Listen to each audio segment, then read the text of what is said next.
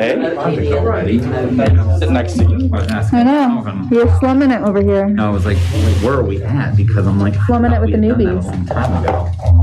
Anyway, Hey, Keith. I thought you'd like to know that too. You could go back. Oh, we're live. We're ready. This is the spot. Can you tell them more? We're live.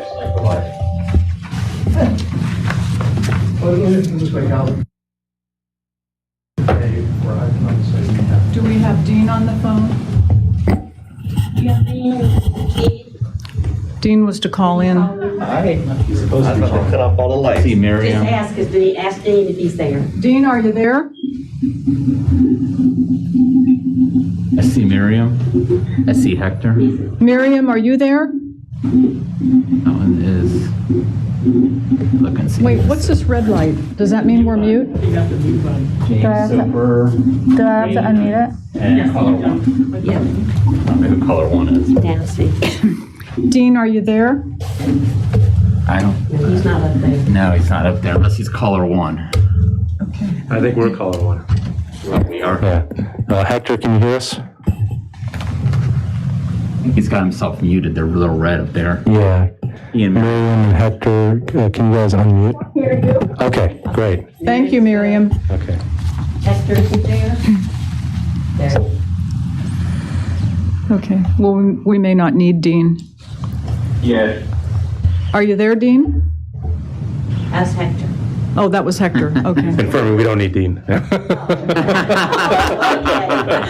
Okay. Okay. I'm telling on you, Hector.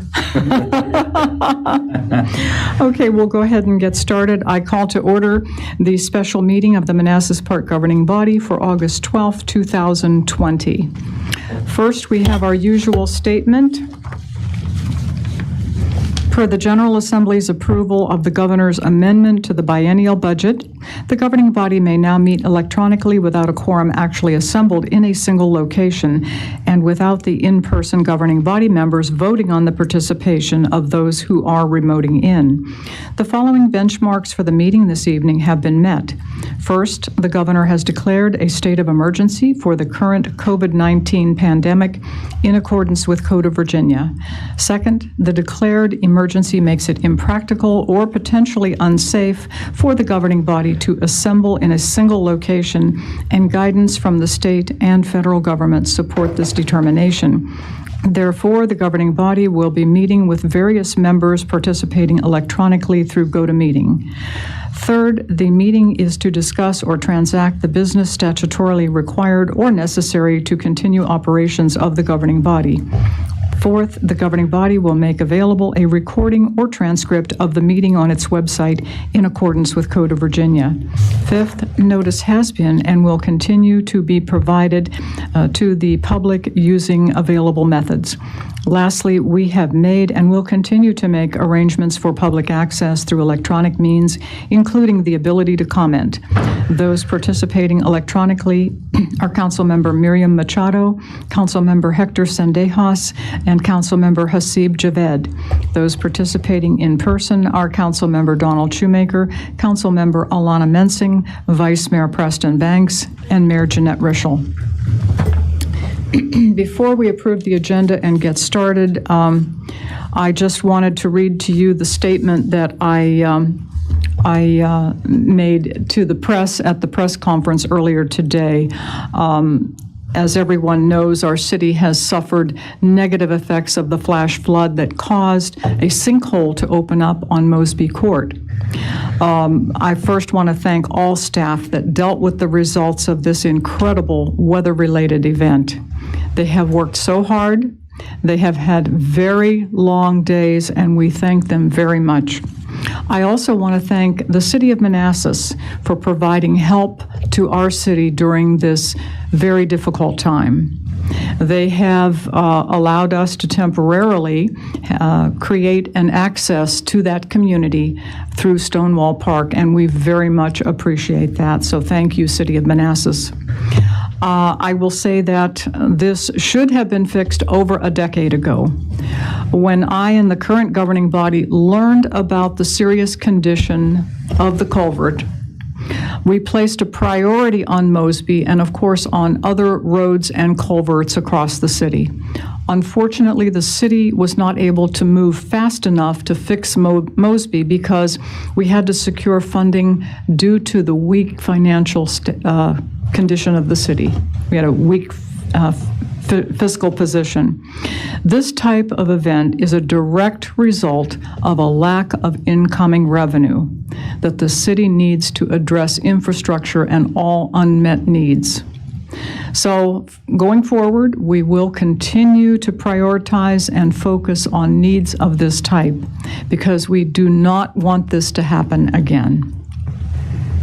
So with that, let's move on to approval of the agenda. City Manager, did you, is there any additions or is it accommodated here already? No, if we could please add a 2C, Declaration of Local Emergency Ratification. Okay, 2C. Okay. Are there any other changes to the, that we know of? No other changes. Okay. Since it's a special meeting, we do have a full complement in attendance, both remote and in person. So do we have a motion to approve the amended agenda? So moved as amended. Second. All in favor? Aye. Aye. Opposed? Abstained? Motion carries unanimously. Thank you. City Manager.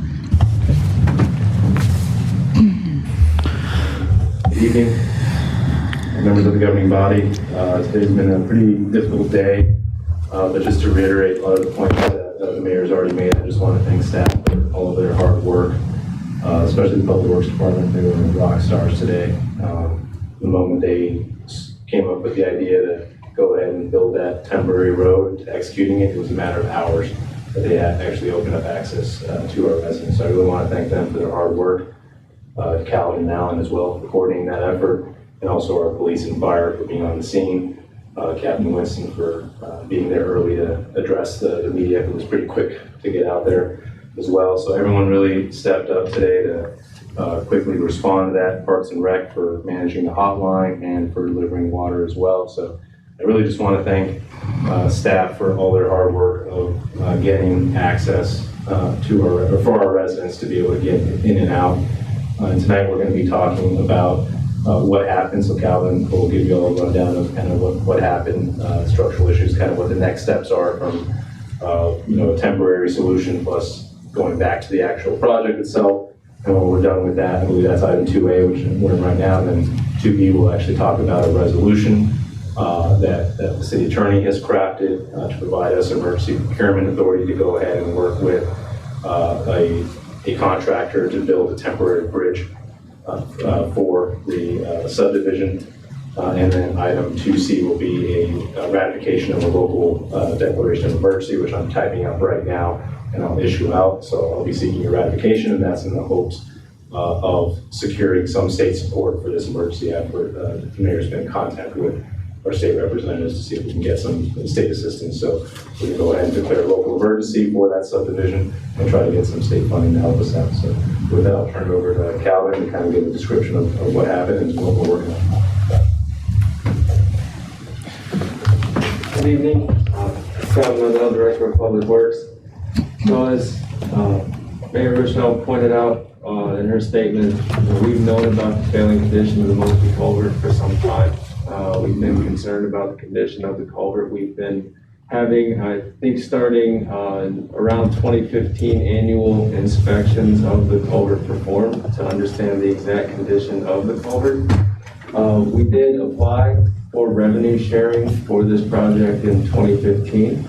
We were denied any funding at that time. The project was not in our comprehensive plan, and CIP did not meet the criteria for funding, so we were rejected in that first round of funding application.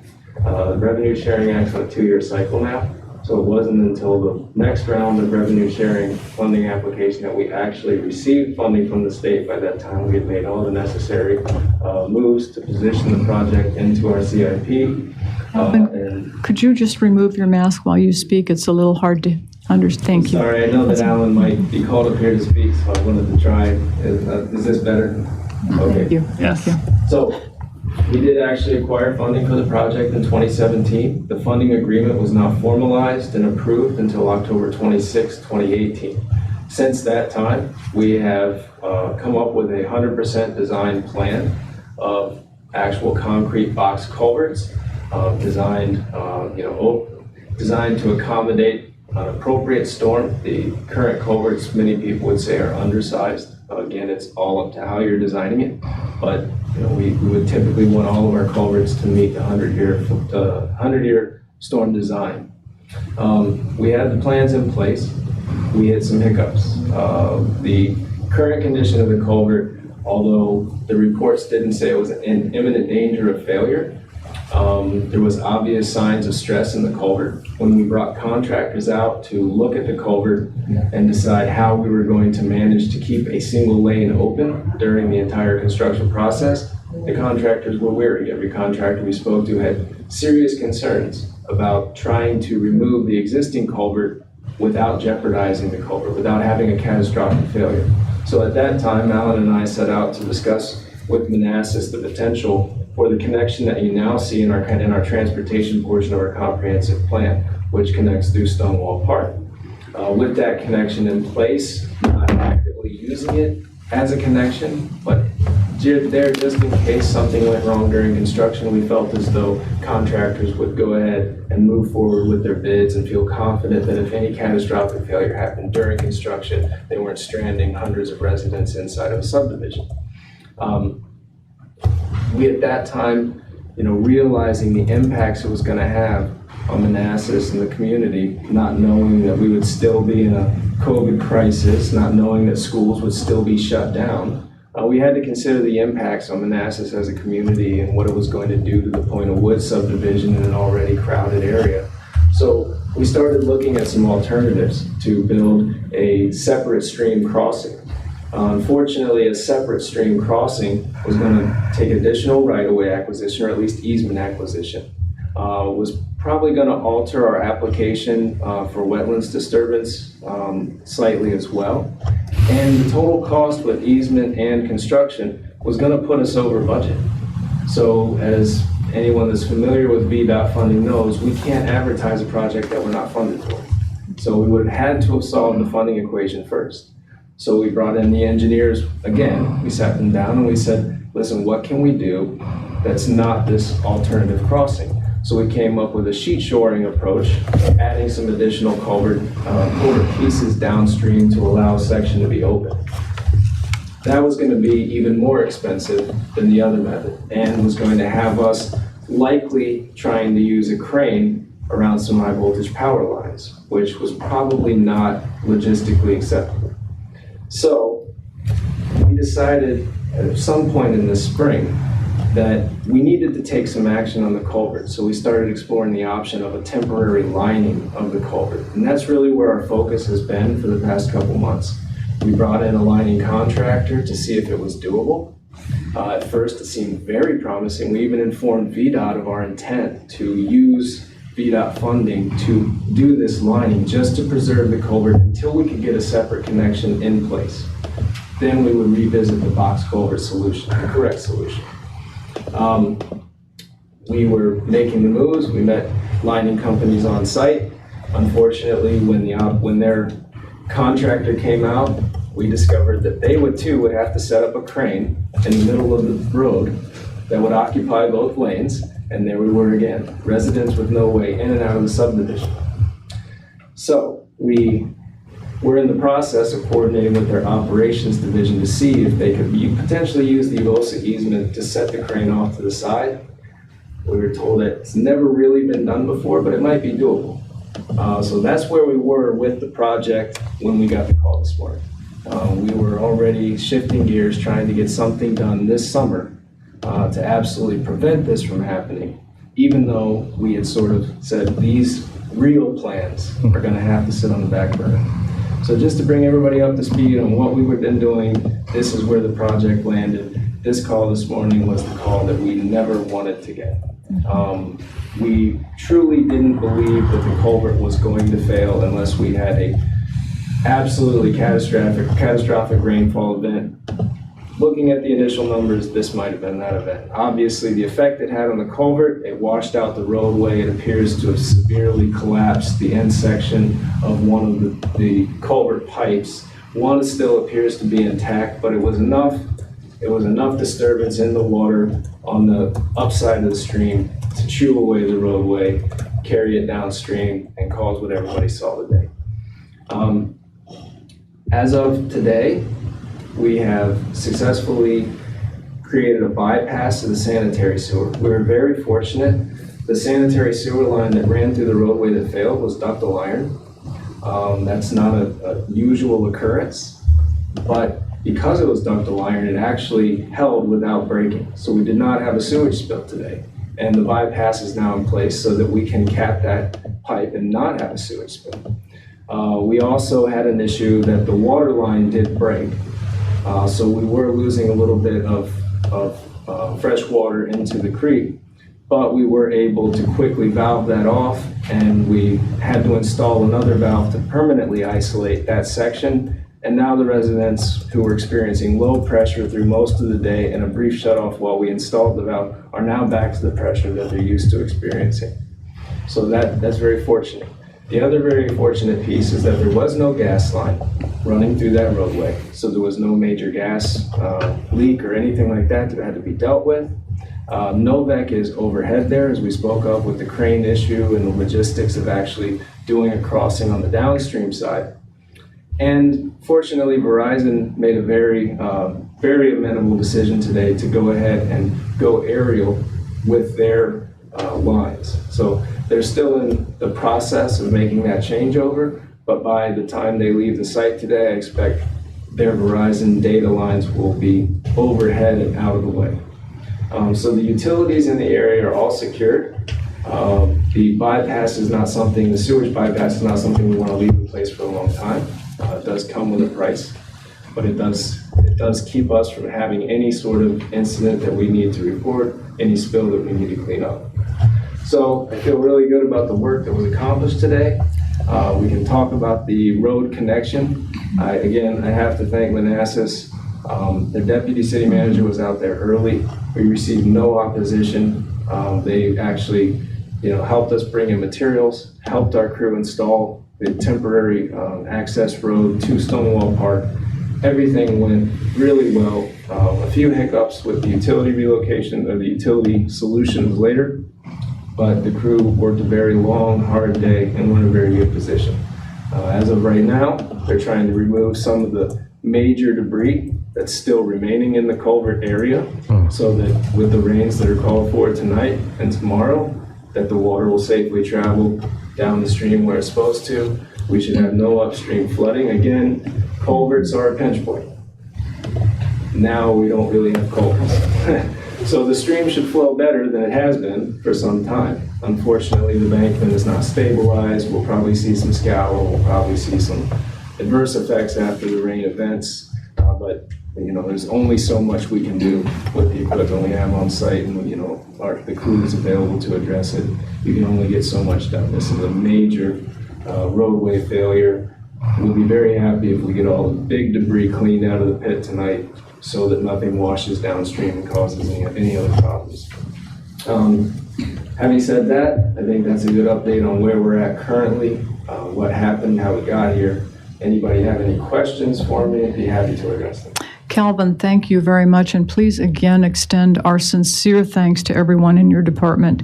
We know how hard they worked, how long they worked. It's been a very long day. Yeah, so we very deeply appreciate it. They're a very dedicated crew. They are. Fire for all the support today.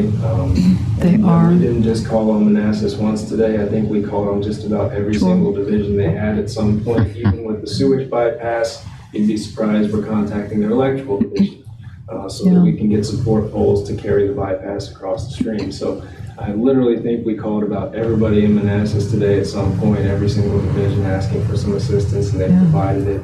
And it really was it was a great effort by both cities to take care of the residents in those regions. Well, we are blessed. Our city's blessed. Let's start with the folks at home. Councilmember Machado, do you have any comments or questions? Yes, first of all, Madam Mayor, I would like to thank you for your leadership to city manager, to public works, to fire department, police department, and all the employees participated in this devastating situation for our residents. Calvin, I have a question about funding. Who are you going to contact, especially for this catastrophe that happened today? Who will help us with the funding? Because we need it as soon as possible. So as we spoke of earlier, we do have a revenue sharing agreement in place for the project. The current max out on that revenue sharing agreement, the current project estimate as a whole is 1.64 million. The alternative crossings that we were looking into were going to drive the project over budget. However, we don't have any reason to believe currently that the project is going to be over budget as far as the actual installation of the planned improvements. And we wouldn't know that unless for some reason recent bid prices had driven the estimate up, which we have not confirmed that at this point. However, this temporary crossing that will have to go in while we actually await, the ultimate solution is the concrete box culverts. Those are precast material that has to be ordered ahead of time, and they have to be constructed to order. So instead of waiting 45 days, which is a potential lead time for that material, and leaving the stream open, the preferred method is definitely to go ahead and install a temporary crossing somewhat in line with the existing roadway so that we can reopen up Mosby Drive itself for traffic. That is not an anticipated expenditure in the current project budget. So before we actually move forward, we'll have to figure out how we're going to actually fund that portion of it. And there is a resolution before you tonight, I believe, to cover that funding. But we are going to have to come up with a funding solution that keeps the project within budget. And we're going to have to reach out to state entities as well, including emergency management entities, to see if there's any sources of emergency funds for failed infrastructure.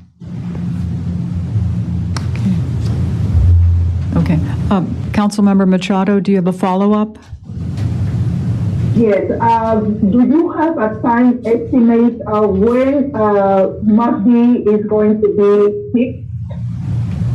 So with the funding approval for the temporary crossing construction, if the contractor can start within the next couple of days, they're estimating really about 2 weeks to get the temporary construction, the temporary crossing installed. So that would mean that it would be open to traffic, not as a beautiful finished roadway, but as a temporary crossing. It would be opened up in that fashion within a couple weeks. But the actual roadway improvements with the box culvert, the permanent solution, again, once we release the contractor or signed on with the contractor, they will have to go ahead and place the orders for the precast materials, and they'll sort of be doing other work while they await those precast materials to be completed and delivered. At that point, what we saw with Denver was we actually finished the improvements much faster than we anticipated, but I don't like to make promises that we can't keep. So I would say, to be safe, we're looking at a 6-month timeline. If we were going to be probably over-optimistic, within 3 months we could be putting this behind us. But again, there is a substantial lead time with the materials, and there's a lot of utility coordination. We still may need to get some easement and stuff acquired, depending on what we can work out with the HOA for the work that would have to happen on their property and the actual coordination of staging area and things like that. So I don't like to overcommit on the timeline. I think 6 months is extremely reasonable to say we can have this behind us. Any other follow-up? Councilmember. Thank you so much. Okay. Councilmember Sendejas, comments or questions? Yes, I want to say thank you to our city employees, Public Works, and everyone else for working hard to make sure that everyone is safe. Also, I have a question about the Stonewall Park roadway. Is that accessible to the fire department, the police department for any emergencies? So that was our first goal, was not actually resident access, but emergency access to the residents. So the very first goal of the roadway when we started constructing it this morning was to make sure that ambulances and engines could make it into the subdivision if we had an emergency call. The ability for the residents to use the road is very important, but it's secondary to providing emergency access to the site. So before we opened the road, we had a fire engine pass over the road and into the site to make sure that the road was capable of carrying a fire engine. That is probably the largest apparatus that would have to enter into that subdivision. It's unlikely that you would ever call for a ladder truck in a townhouse subdivision of buildings that height. So the fire engine is likely the largest apparatus that would ever be called to that site, and the engine, once it successfully traversed the roadway, we felt good that we were in a position where we could open that roadway up. Do you have a follow-up, Councilmember Sendejas? That's it, thank you. Okay, thank you. Councilmember Javed, do you have comments or questions? Yes, no question. I just wanted to also say, thank you to staff and everybody, all the departments that came together quickly to solve this issue. It was good to see everybody working hand in hand. I think we need to address these infrastructures soon. So hopefully we have a plan in place coming up. But thank you again, Calvin, and all the departments.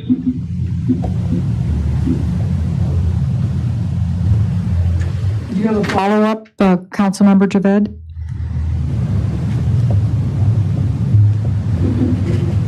No, I have no question. Okay, thank you. Vice Mayor Banks? Yeah, I just want to thank the city staff and for just your amazing work today, and also the city of Manassas for their assistance. I do have a question about are there any other culverts that were on that list you mentioned earlier that was on schedule for priority repair? So we have had those annual inspections. We continually add culverts as we develop concerns about their condition to that list. So recently we've had the Kirby culvert, which is Mosby 2. We've added that to our inspection list. That culvert appears to be in better shape than the Mosby Ridge 1 culvert. So we actually not really scheduled a full replacement of that culvert, but rather we're looking at a repair of the existing bottom section of that culvert. One of the things we did today was call the engineers out to actually perform an inspection to see if last night's very substantial rain event had added any cause for concern. So they went out today, the engineer came to the site, visited all the corrugated metal culverts in the city.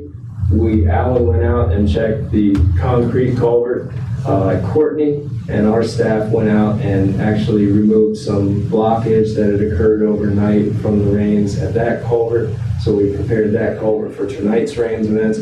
None of the findings by the engineer on the corrugated culverts that were really focused on the ones that have substantial deterioration in the bottom sections, none of those showed any substantial change from the previous inspection. So it looks like they weathered last night's event very well. So we wouldn't raise our level of alarm on those structures unless we saw some visual evidence that there was actually an increased risk. So we're at the same place with those culverts, Kirby and Russia Branch, as we were before. Of course, this is going to heighten our awareness. And, we're going to be diligently inspecting these culverts regularly to see, what are we able to notice, what would be an indicator that would avoid something like this in the future. But by having these inspected annually by professional engineers, we truly believe we had a measure of confidence that we weren't setting ourselves up for catastrophic failure. This culvert though, you know, noticeably it had some scour, noticeably it had some loss of soil and stuff like that. That's why it was such a high priority. We knew that it wasn't behaving the way it really should. And so that was why it was such a fast, we would never want to throw lining money as a temporary solution. This is not lining an 8 or a 12-inch sanitary line. You're talking about a massive expense. But was it faster? Yes. Did we believe it was doable without closing the roadway? At first, yes. So it was something we were willing to explore, and we even talked to VDOT about it. So yeah, we had heightened our awareness and heightened our response to the Mosby culvert issue already. And now we'll be looking for those indicators that we need to actually act faster on the others. We're designing them, we're moving towards improvement. As you know, the Russia Branch culvert is very expensive and far more logistically complicated than the Mosby culvert. So that's the one that we really need to be focused on, making sure that we're moving forward with design, moving forward with construction as quickly as possible. And when these cost increases come, working quickly to secure additional funding for them so that we're ready to advertise for construction as soon as we have design in place. And also, we've got a series of severe storms for the rest of this week, it looks like. And I'm concerned about, since the culvert's gone on Mosby, is that going to put more pressure on the Kirby culvert? Because that's right next door, downstream. Well, it's upstream. Upstream, okay. So this culvert shouldn't have any impacts. Our major concern is not passing any problems downstream to our neighbors. That's why they're out there still, even in this, you know, this environment at night, clearing out debris. We do need to make sure that we clear any debris from this channel, that nothing gets washed downstream that can increase the risk of flooding upstream.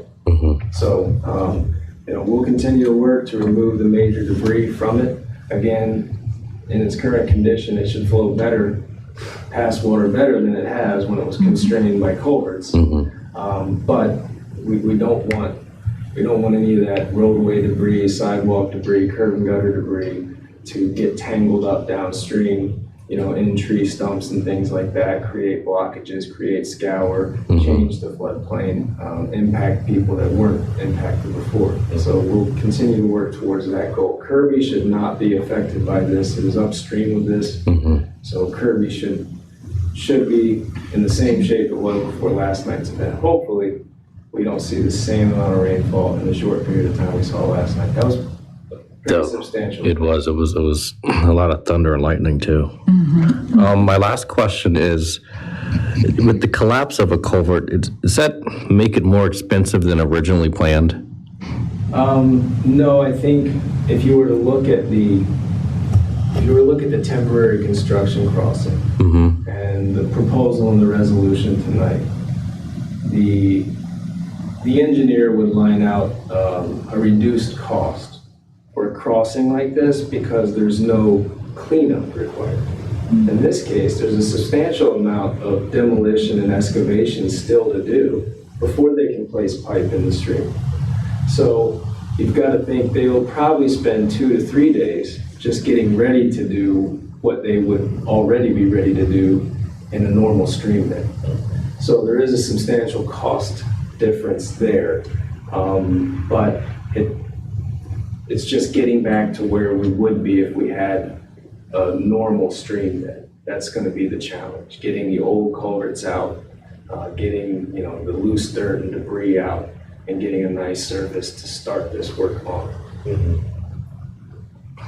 Okay, thanks. Okay, follow up? No, okay. Councilmember Mensing? Yeah, the new roadway that you laid today to Stonewall Park, will that be available to be in place even if it's roped off for any sort of future emergency? That's what we're hoping. That's not 100% our decision. Of course, we would want it there. We think that staff's decision for the city of Manassas Park would be, if in any way possible, can we utilize this connection that's in place to go ahead and execute this box culvert improvement the way it should be done right now, as fast as we can do it, get this temporary crossing in place, but we would hope that we could leave this connection in place until we get this box culvert completed.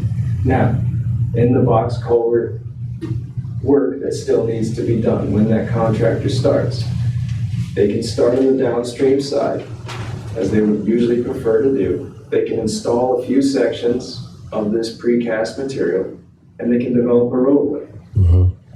So there's potential to have a one-lane road in and out without utilizing this connection. But again, after what we've been through, we would hope that we can leave this temporary roadway in place until this project's done, so that if there's any need whatsoever, it's just already there. And it's not that we won't move forward with the box culvert project, trying to keep Mosby Drive partially open. It's just that you always want this in your back pocket. This is a level of protection. The worst news that can go out is hundreds of residents stranded in their homes. That's terrible, and that's what we never wanted to have happen. So that's why the logistics of this project became complicated, and it wasn't out to bid in April or May of this year. With this temporary crossing in place, if Manassas is willing to let us leave it in place, then we'll always have that measure of protection through the project, that we have a backup plan. So I can't commit to that. It's not us, it's not City of Manassas Park staff that can commit to that. It's just where we'd like to be. Okay, thank you. One more question. I know that there were parking concerns over there and they had been parking on the culvert. Will we be able to free up any parking maybe at the community center for them temporarily? I know it's not exactly close, but it's better than nothing. I'm sure they can't park on the other side in the city of Manassas. Yeah, I can work with Jay on that. I mean, we've identified, looking at Councilman Shoemaker's idea of using kind of public parking areas. We've identified a couple different parking lots at the community center that are potential candidates for that. So we could open it up for them. We would just want to kind of ID their vehicles so they can let us know that they'll be parking in these different parking lots. So if it becomes a demand, let us know and we can facilitate that. Yeah, but urge them certainly to reach out to us, and then we can figure out kind of the numbers. But it was probably, how many cars do you think we're able to fit on that section? All in told, I feel like to enlarge the area of operations, we probably towed 8 vehicles this morning, maybe 10. So there were 8 or 10 vehicles that had to be moved. But some of that will come back operationally. We won't need space for, immediately for while the temporary crossing is going in, we'll still have a track machine on each side, most likely doing work until the temporary crossing is completed. But after that, we'll be asking the contractor to stage in a specific area and only occupy the roadway when they need the roadway, and not to occupy the whole roadway. So hopefully we can provide some of the parking back after we get the temporary crossing in. But again, we don't want to crowd things too much. The urgency of this project, we want to give the contractor space to work. We want it to go smoothly. So I say hopefully we can free up some more parking that is currently unavailable. Okay, thank you. But if they do need it, we can make that available. Okay, thanks. Any more follow-ups? Okay. I don't really have a question, but I can't help but think that this underscores the need for increased incoming revenue, and it underscores the need for our downtown economic development to really take off. Doing our best to make it successful. We really need that incoming revenue. We have so many unmet needs in the city, as this showed today. Yeah. But thank you, Calvin. That's a good point. I think we need to make sure in the future as we're getting these profits from the development, we need to earmark a piece of that for our critical infrastructure, Absolutely. like culverts. Yeah, we've got to keep up our infrastructure. Councilmember Shoemaker. Yeah, no, I just wanted to say again, I think we've all said thank you for all the departments that have contributed to, I don't think anybody on their bingo card had, sinkhole on there, but So nobody got it, but It is 2020. It's 2020, but I don't know that any of us had sinkhole on the bingo card. I mean, we have pandemic and Put everything in and lots of other things, but this was not one of them. So, I guess I tell people these are the unsexy issues we get elected to deal with because nobody runs on culverts, but you respond to emergency situations and you have to figure out ways to get, in and around them. So I just wanted to say thank you to all the staff. I know Jeanette and Lazo and you guys have all been out there all day and just, all hands on deck. So I just wanted to say thank you on that. And I appreciated your history when I was asking before and what you went through.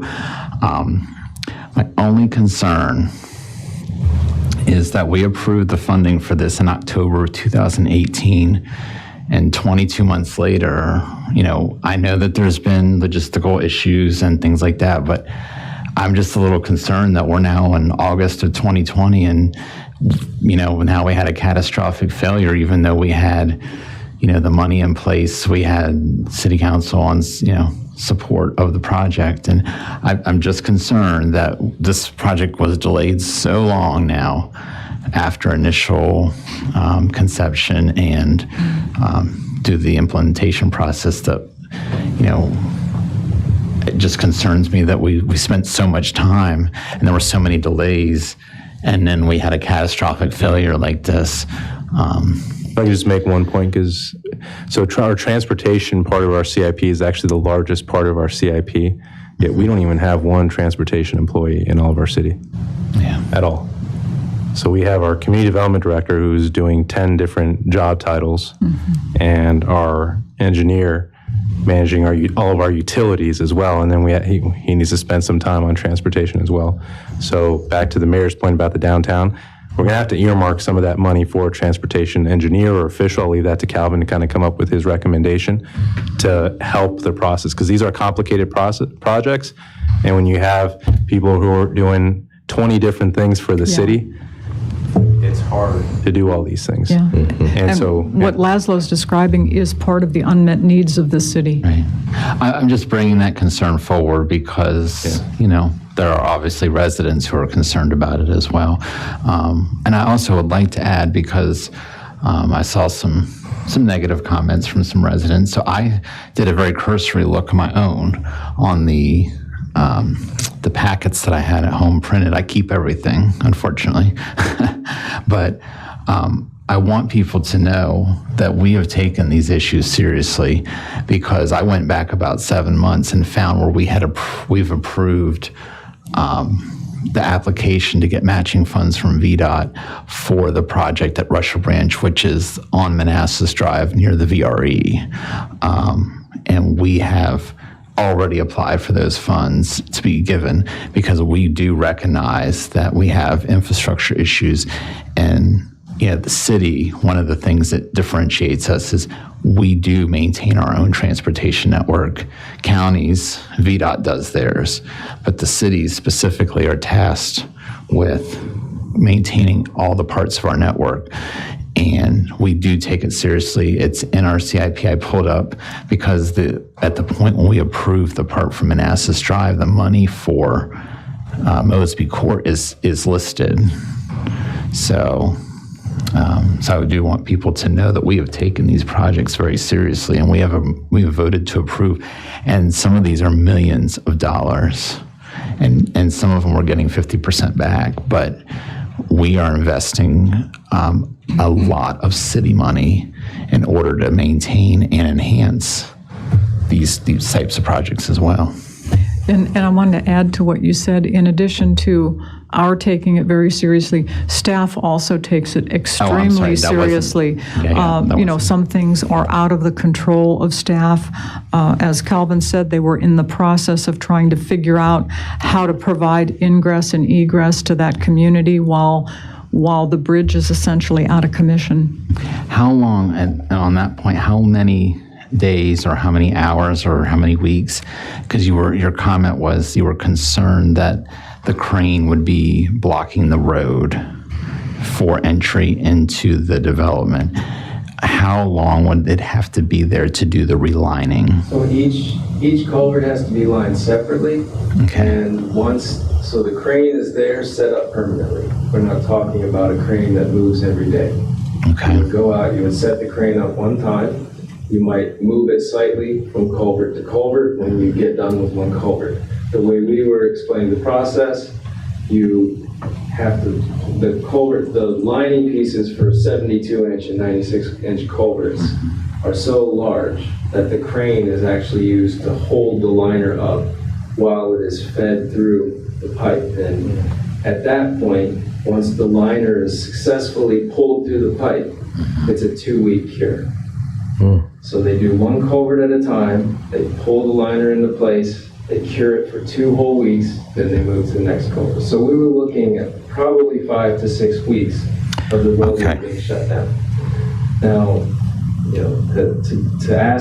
to strand them in the subdivision with no other access, that wasn't realistic. Again, Right. what we were exploring is, can this crane go somewhere else? We just hadn't had that meeting yet. We had the initial meeting on site where we discovered that the crane was going to occupy the roadway. And the whole goal was to see, well, are we going down the wrong path, or can we set the crane somewhere else? Where we Right. don't block the roadway. I'd like to speak a little bit, the funding agreement with VDOT was approved October 26, 2018. With a project like this, almost all of the work is in a floodplain. And anytime you do a project like this, just like we did with Denver, you're not just designing a box culvert that will work. You're also looking at the impacts to the floodway and floodplain.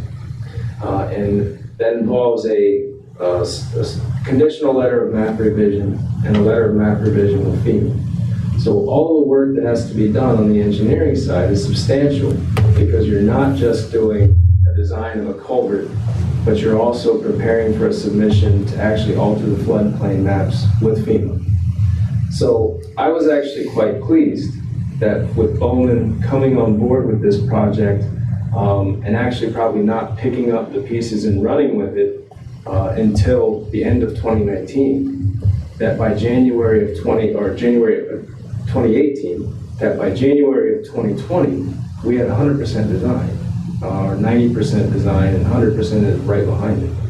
I was very pleased to see that the add date on file in VDOT's 2023. We considered this project to be ahead of schedule. But what we saw this spring and summer, we were looking for a faster solution and something that was going to give us a level of insurance that something like this didn't happen. So I was actually quite pleased. It's a complicated process to replace a culvert, to do it right. And it would be wrong for a city to skip that Clomer and Lomer process and to not make sure that you're protecting the upstream and downstream neighbors, protecting their property. So, we need to do those processes. We need to survive that, what some people would say is bureaucracy, but when you think about it, to alter the floodway or the floodplain and not have the maps altered is wrong. And there's wetlands permits associated with this because you're working inside of a natural stream. So that it's a complicated process. The engineers have to do their due diligence all the way around. A 1-year design process is not unreasonable. So I do want to make sure that people understand it was a 1-year design process. The hiccup came with the logistics of actually getting it constructed without restricting access to the residents. That's where logistically we got hung up after we were at 90% design. How do we do this without these people losing access to their homes? It's one of those things, that's something you really hash out once you have a plan and you start talking to contractors about what are the logistics of executing this plan. And that's where we were at. So I do want to say, that we considered it a bit ahead of schedule, but we were being very aggressive, even switching gears 100%, because we started getting nervous. We see a culvert that's not behaving correctly, we get nervous. So. And And if we would have been approved in 2015, so remember the department applied for funding in 2015, so had it been approved then, you know, This then would have probably been done already. correct. Yeah. Do you have a follow-up? No, I think he answered all my questions that I had. I think Super. so. Thank you so much. Thank you. Okay, next is secure the emergency procurement authority to address the issue. Okay, and that would be the resolution here that you provided for us? Correct. I just Okay. want to note the city attorney sent an updated one that you'll have in your email. The one I printed out, he emailed it right after that, but the only change is the title. So it says resolution authorizing emergency procurement to install a temporary crossing along Mosby Drive. So the title of the resolution changes to fit better what we're actually doing. So again, we're looking for your approval for us to be able to follow emergency procurement guidelines of the state to speed up the procurement process for the temporary bridge, so we can get that up and running for our residents to have a better option than the one-way road that they have right now. Can you restate the title, please? I'm sorry. Yeah, sure. I'm sorry. Can you restate the title? It's the resolution authorizing emergency procurement to install temporary bridge. Crossing along Mosby Drive. Temporary So crossing. it's not the one that you provided for us here? It's just the title. Dean's just changed the title because he realized, he's right, when you look at the title, the one that you have in front of you, it's less accurate than what he said. So that'd be the only change. Can you start at the beginning Yeah. then? So it's resolution authorizing emergency procurement to install a temporary crossing along Mosby Drive.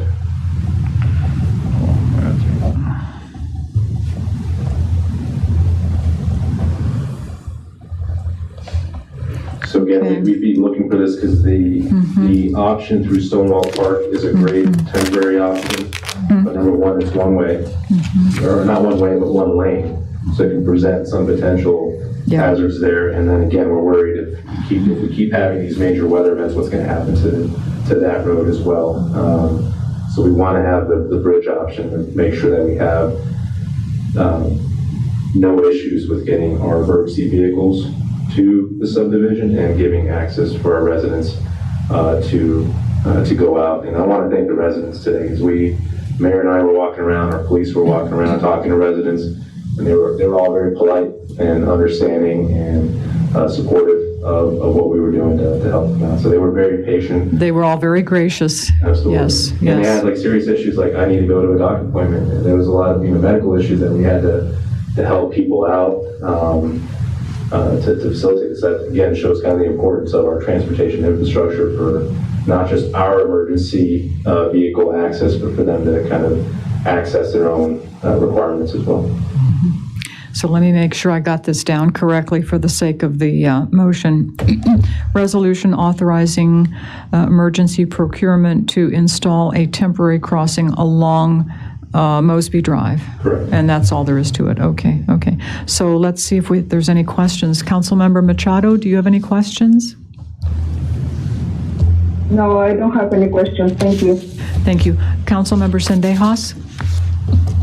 No questions, thank you. Thank you. Councilmember Javed?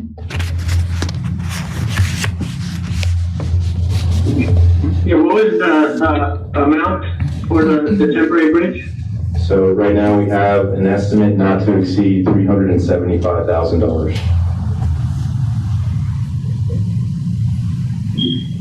Is that coming from, like, is the reimbursement coming from the state at all, or is it just on the city's shoulders? Yeah, so we're going to try to see what emergency funding sources there are from the state. Calvin mentioned earlier, we'll probably be able to utilize some of the VDOT money from this project itself, from the Mosby Drive project.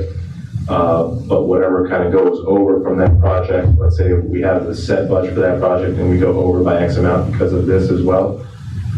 If we can't get other emergency sources of funding, it's going to have to come either from city fund balance or the MBTA fund or PRTC road fuels tax. In addition to that, we will be city manager will be declaring a state of emergency for that area.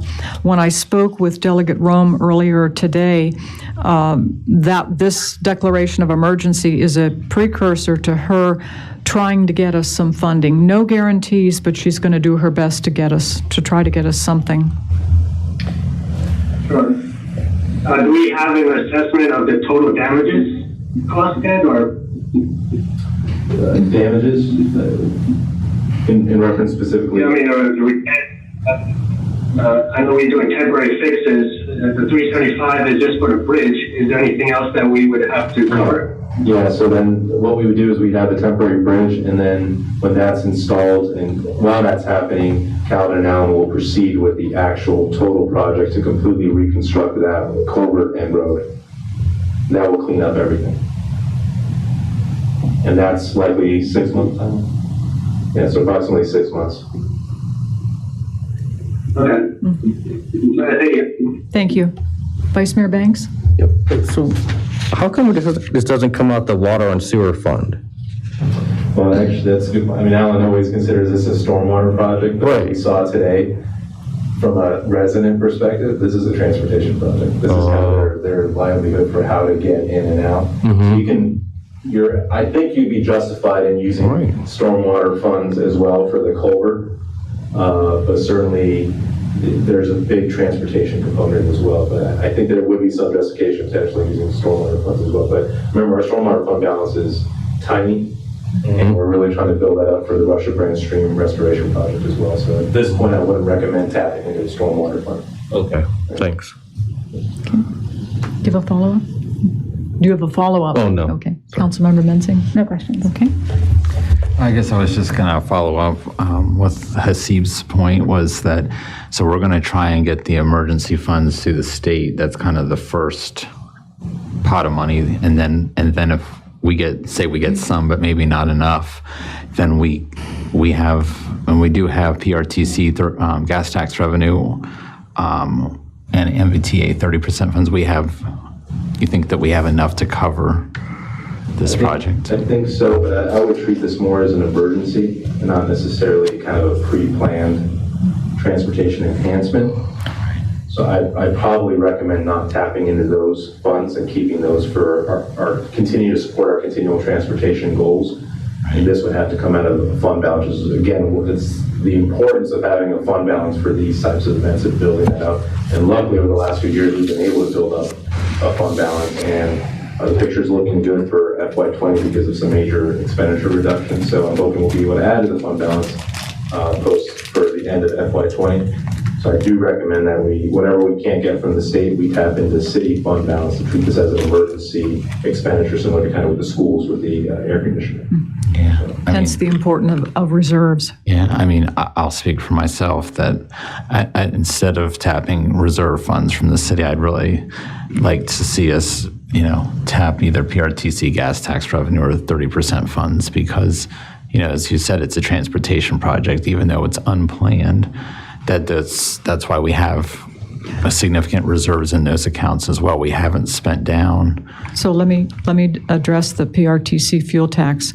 The fuel revenue is dropping, and I think we're not going to know until the end of the month for the next. Bad it is. Yeah, but it looks as though it could be the first month was down by 1/2 From last year. From 60 to 30 per month. From last year. Wow. So I don't recommend using PRTC. Okay. Yeah. I just wasn't sure what the balance was at this Right. point. To the mayor's point, we've always been concerned with the long term with the PRTC as the bus operations, all those things, as those rise. We want to make sure we have fund balance to cover those operational expenditures of the PRTC and not have to tap into MBTA 30% or city money to send to the PRTC. Right. So our fund balance isn't as robust for the PRTC based off those future operational impacts. And then that's on the accounting, the mayor's point, which is right now on the revenues. And the MBTA, again, that's our match always is the MBTA 30% for all these other transportation projects. And again, we want to move to these other culvert operations. So by tapping in to the MBTA, that just delays the timeline before we can get to those others. So we can go that, it's not wrong, it's just my recommendation is to treat this as a pure infrastructure emergency, like a facility, failure or other infrastructure failure that we need to step in and tap in a fund now, so. And we're actually blessed to have a reserve fund now Right. for things like this. Yeah. Yeah. Okay, do you have a follow-up? No, I mean, I guess I was just trying to get clear with kind of the order of operations of how we would fund this, because I think there'll be it sounds like we're going to have some uncertainty for a while, and we'll have to spend the money and then figure out where it's coming from and do a mid-year budget amendment in order to incorporate, wherever this comes from and that sort of thing. But, so, thank you. Okay. I have a question, Madam Mayor. Yes. This is related, but in regards to the Russia Branch project, I thought we were pursuing, we were researching or trying to explore ways to fund that project. Well, to reduce the price tag significantly. Yes. So that's the goal, but again, I don't want to promise that today and we don't get it, and then Right. we weren't building up that fund to cover it. So the goal would be if we can get something like that, then all that means is we don't have to keep raising rates on residents. We can, Right, for stormwater. we can resolve our stormwater issue through intelligent kind of public-private partnership means versus building up aggressive reserves and incurring enterprise debt for stormwater and paying that debt. We don't want to go that route, so we can get this done through public-private partnership. That'd be even better. Thanks. Okay. Well, with that, let's have a motion. The staff recommendation is for the governing body to approve this resolution authorizing emergency procurement to install a temporary crossing along Mosby Drive. Thanks. So moved. Second. All in favor? Aye. Did everyone vote? Did everyone at home? Opposed? Abstained? Motion carries. Did everyone at home get to vote? I didn't hear enough voices. Or any of them. I heard what I thought was one voice. Councilmember Machado, Sendejas, and Javed, did you folks vote? I think we may have lost. Oh, I did didn't we? hear 'em. Yeah, Maybe I can just call Okay. them in. yeah. This We're is, not sharing anything on the screen anyway. this is the year, Okay, isn't it? okay. We're still live streaming. Anything can go wrong, it does. I mean, there's still a lot left So to we're it, still on though. YouTube, so the Right. public can watch. So- I'll just- Okay, I'll just follow it. so while we're doing that, has Dean, well then, Dean, if you're watching, Well, could you? he's off too. I'll call him also. Oh, okay, Yeah, because they were all. we want a city attorney approved motion for the final agenda item.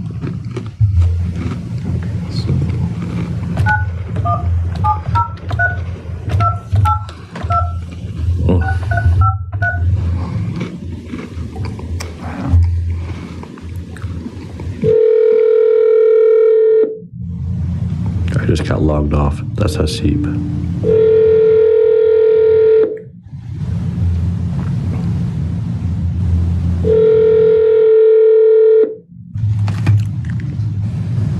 Hello? Hey, Miriam, can you hear me? This is Lazo. Yeah, I can hear you. Okay, I'm going to conference everybody in. Give me 1 second.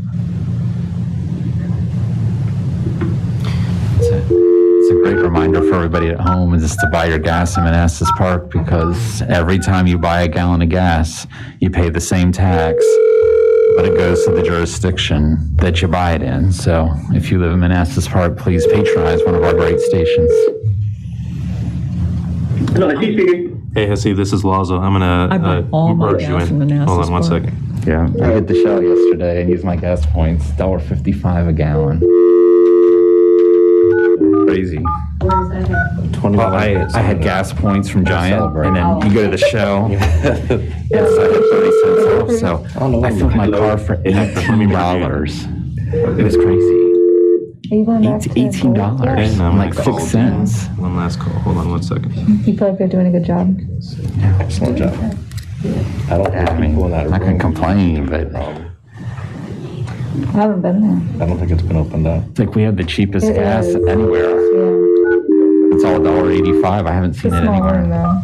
though. That's why I'm out. Not even Dale City Not in my garage. or the other side of Manassas. Hard. My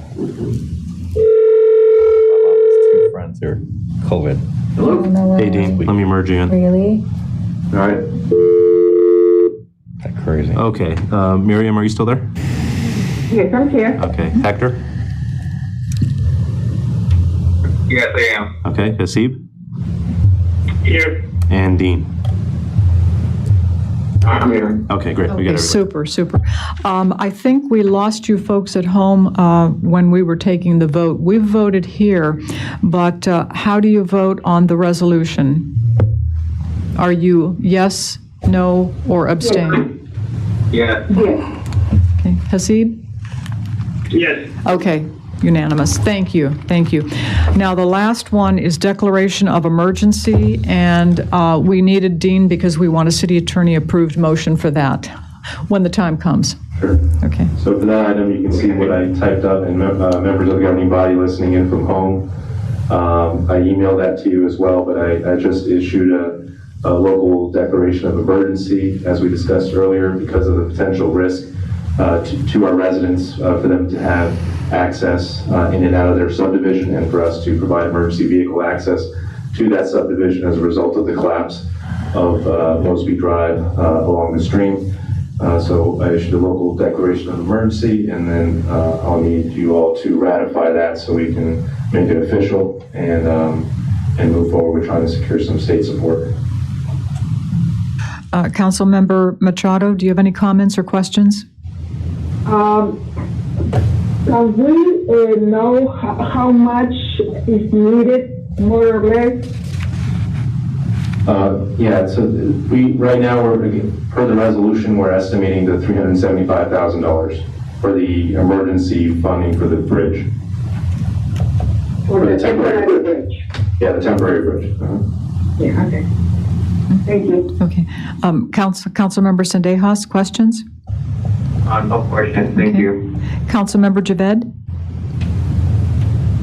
Yeah, no questions. Okay. Vice Mayor Banks? So for Mosby Drive, the portion where the culvert collapsed, do we have that adequately taped off so the kids or some driver doesn't think and... Yeah, we moved, if you notice, outside the City Hall, all these barriers that we had out here. Right. We moved them over there along with some other concrete barriers, and then police are gonna do some taping. And are we gonna do a little temporary fencing? I know Chris was thinking about doing. Yeah, we're gonna put up orange safety fence. Okay, orange safety fence. Yeah, acquisition of materials was hard. We didn't get it done today. Okay. We're working on site. Okay, so we weren't able to get it done today because of the work we were doing, the temporary orange fencing. But police is gonna rope it off, and we do have concrete barriers, and those barriers we had out here at City Hall to stop any vehicles from going in. Okay. And the 8 vehicles that were towed, I mean, were they just moved to the community lot, or did the owners have to pay for them to be towed? And The city covered the initial towing to get them out of there as an emergency purpose. I think the police were coordinating directly with the residents on where they wanted the vehicle to be taken. That's good. Some of them were really bad and just need to be taken away. But the police were coordinating with each resident for the vehicle. Okay, thanks. The one that had been washed 75 yards down the creek was in very bad shape. Wow. Was it abandoned? No, it was in the Fell in sinkhole. the No, sinkhole. it was not an abandoned car. It was just, had been parked there. Just been fun. Thank heavens nobody was in it. Yeah. Okay. Okay. Preston, do you have a follow-up? No, Okay. thanks. Councilmember Mensing? How long will this stay in effect until we lift it? That's a good point. I forgot to put a timeline on there. I don't know, Dean, maybe this is a question for you. Does the emergency have to, I guess it would have to last until the bridge is complete? Yeah. So you're talking about the declaration of local emergency, yeah. Okay. So until the bridge is complete, which right now we're estimating about 2 to 3 weeks. Does that need to be in here or not? I think maybe when you just ratify, you can just set your timeline for until the bridge is completed. Maybe we just use that terminology and task me to report to you all on the progress of that bridge so we can suspend. Because actually to end the emergency, we have to then declare Okay. suspension as well. So do you want Dean to work that into the motion? Sure. That was mainly why I asked that. Okay, okay. Well, Mayor, I was going to recommend that you just do it subject to the final city attorney review so that you could have any kind of last minute changes need to be made. Okay, sounds good. Thank you. Do you have a follow-up? Okay. Donald? No, I'm good. Okay, okay, the motion, okay, so, Dean, why don't you state the motion? The governing body consent to the declaration of a local emergency as presented by the city manager, subject to final city attorney review. So moved. Second. All in favor? Aye. Aye. All opposed, abstained, motion carries. Thank you very much. That sounds like We have nothing else on the agenda, so motion to adjourn. So moved. Second. All in favor? Aye. Opposed, abstained, motion carries. Thank you very much, everyone.